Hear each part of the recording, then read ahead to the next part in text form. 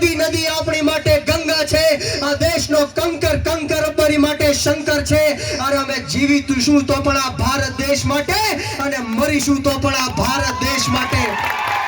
અને મર્યા પછી પણ જો કોઈની અમારી હસ્તીઓ ગંગામાંથી કાઢીને કાને લગાડીને સાંભળશે ને, તો પણ એમાંથી માત્ર એક જ અવાજ નીકળશે, અને એ અવાજ કહેશે કે મારી ભારત માતાની જય. દોસ્તો, ગુજરાતની અંદર આ ભાજપના કુશાસનના કારણે એક વર્ષમાં 9,000 કરતા પણ વધારે નિર્દોષ ગુજરાતીઓએ આત્મહત્યા કરી છે. અનેક ખેડૂતોએ આત્મહત્યા કરી છે.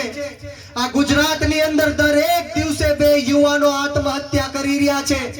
આ ગુજરાતની અંદર એક વર્ષની અંદર 2200 કરતા પણ વધારે મહિલાઓ સાથે જે ન કરવાનું કામ હોય એ થયું છે.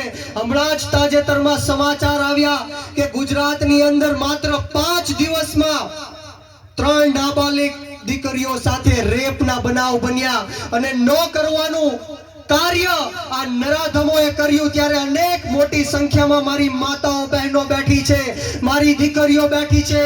ત્યારે દીકરીઓને એમના ભાઈ તરીકે હું કહેવા માંગીશ, એમના વીરા તરીકે કહેવા માંગીશ કે દીકરીઓ, બહેનો, આવનારા દિવસોમાં તમારી સાથે તલવાર રાખજો, અને કોઈ પણ નરાધમ તમારી સામે ખોટી આંગળી ઊંચી કરીને જોવે, કોઈ પણ નરાધમ તમારી છેડખાની કરે કે ખોટી રીતના તમારી સામે જોવે, તો એ તલવારથી એનું માથું ધડથી અલગ કરી નાખજો, અને પછી મારી પાસે આવી જાજો.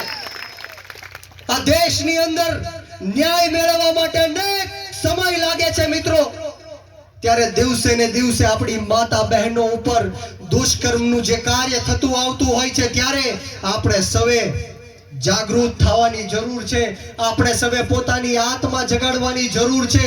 જે રીતના નિર્દોષ લોકોના આ ગુજરાતની અંદર મોરબી પુલની દુર્ઘટનાની વાત કરું, ગંભીરા પુલની દુર્ઘટનાની વાત કરું, રાજકોટની અંદર ટીઆરપી ગેમ ઝોનમાં જે અગ્નિકાંડ થયો એની વાત કરું, સુરતની અંદર તખ્તશિલા અગ્નિકાંડ થયો એની વાત કરું, બરોડાની અંદર હરણી બોટ કાંડ થયો એની વાત કરું, બોટાદની અંદર બરવાડાની અંદર દેશી દારૂ લઠ્ઠાકાંડના કારણે હજારો લોકોએ આ ભ્રષ્ટાચારી ભારતીય જનતા પાર્ટીના કહેવાથી, એના પાપથી જીવ ગુમાવ્યા છે. ત્યારે આપણે આપણા બાળકોના ભવિષ્ય માટે આમ આદમી પાર્ટીમાં જોડાવવું પડશે.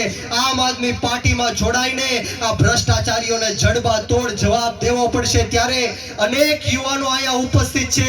ત્યારે યુવાનોને હું ખાસ કહેવા માંગીશ કે યુવાનો, આપણા ગુજરાતની રાજનીતિથી દૂર ન ભાગો. સારા અને સાચા લોકોએ આ ગુજરાતની રાજનીતિ છોડી દીધી, મૂકી દીધી. એટલા માટે ખોટા અને ખરાબ લોકોએ આ ગુજરાતની રાજનીતિ ઉપર કબજો કરી લીધો છે. આ ગુજરાતની રાજનીતિમાં તમારી અને મારી જેવા યુવાનોએ આવવું પડશે, ખેડૂતોએ આવવું પડશે, મહિલાઓએ આવવું પડશે, અને એવા લોકોએ પણ આવવું પડશે જે નાના, દબાયેલા, કચડાયેલા, પછાત, ગરીબ, અશિક્ષિત અને વ્યસનોથી ઘેરાયેલા તમામ સમાજ, જ્ઞાતિ અને ધર્મના લોકોનો અવાજ રોડ રસ્તાથી લઈને વિધાનસભા સુધી અવાજ બુલંદ કરી શકે એવા લોકોએ આ ગુજરાતની રાજનીતિમાં આવવું પડશે. હું હર હંમેશ કહું છું कि ये जगह बेच देंगे, गगन बेच देंगे, ये जमीन बेच देंगे, गगन बेच देंगे, शहीदों के सिर का कफन बेच देंगे, अगर ना जगे मेरे भारत के देशवासियों तो ये भाजपा वाले अपना हिंदुस्तान भी बेच देंगे. ये भाजपा वाले अपना हिंदुस्तान भी बेच देंगे. ये नगर बेच देंगे, निगर बेच देंगे, ये नगर बेच देंगे, निगम बेच देंगे, अगर खरीदेगा कोई तो हमारे घर भी बेच देंगे. अरे ये पानी बेच देंगे, जवानी बेच देंगे, खुद को बचाने की खातिर खुद की रानी भी बेच देंगे. इन्हें ना पड़ी किसी संस्कृति की, इन्हें ना पड़ी किसी संस्कृति की, ये चंद पैसों के खातिर अपने माँ बाप की कहानी भी बेच देंगे. ये चंद पैसों के खातिर अपने माँ बाप की कहानी भी बेच देंगे. ये भ्रष्टाचारी भारतीय जनता पार्टी है 6.5 લાખ કરોડ રૂપિયાની સરકારી સંપત્તિ વેચવાનું પ્રાવધાન લઈને આવી છે.